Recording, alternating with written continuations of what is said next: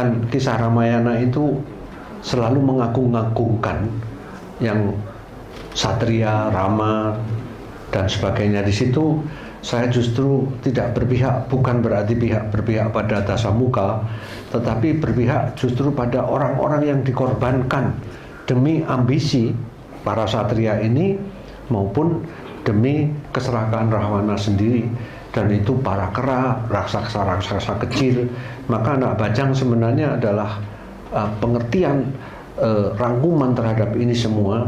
Dan saya selalu mengatakan kalau ditanya Anak Bajang itu apa, Anak Bajang itu adalah siapa saja yang tidak sempurna, justru karena ketidaksempurnaannya merindukan kesempurnaan. Sementara kita itu berarti kera, raksasa, genderuwo macam itu ya. Tapi kita manusia yang dititahkan dengan sempurna ini justru menyia-nyiakan kesempurnaan kita. Itu ironi yang saya rasakan. Karena itu waktu Sinta diobong itu saya tidak mengakhiri perjumpaan Sinta dengan Rama, tetapi saya persilahkan pembaca untuk bertanya, kalau begitu banyak pengorbanan jiwa para kera raksasa sudah mati, masa akhirnya seorang raja hanya mencurigai kesucian seorang perempuan, apakah dia masih suci atau tidak gitu. Sia-siakan seluruh pengorbanan ini. Jadi itu pun suatu gugatan terhadap kekuasaan yang memanfaatkan begitu banyak mereka-mereka yang tidak sempurna ini demi cita-citanya, dan akhirnya hanya menjadi keraguan belaka. Nah, lalu yang saya kira yang saya jawab secara agak umum juga dari dua pertanyaan ini,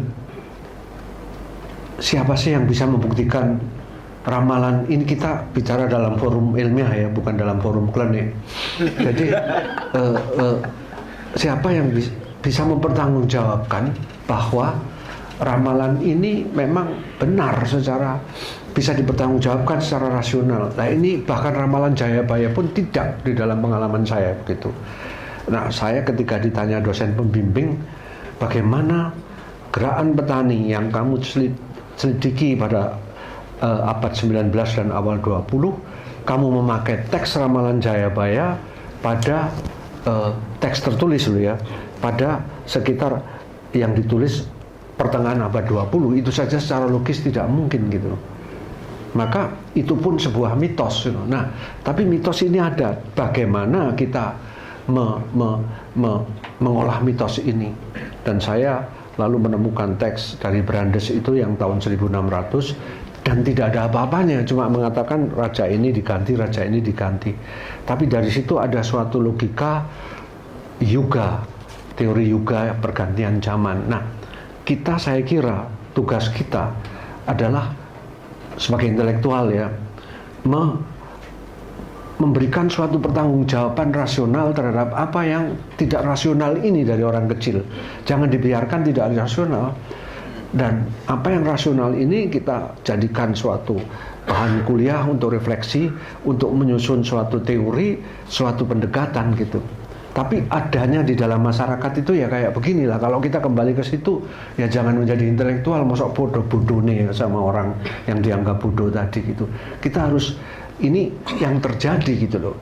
Kalau misalnya yang saya pelajari juga di dalam Horkheimer ya, atau teori Adorno dan sebagainya, itu dia mempelajari mitos Odysseus, tapi dengan demikian dia mengembangkan dialectic of enlightenment ya, atau eclipse of reason, terbenamnya akal budi objektif dan munculnya akal budi subjektif gitu aja ya.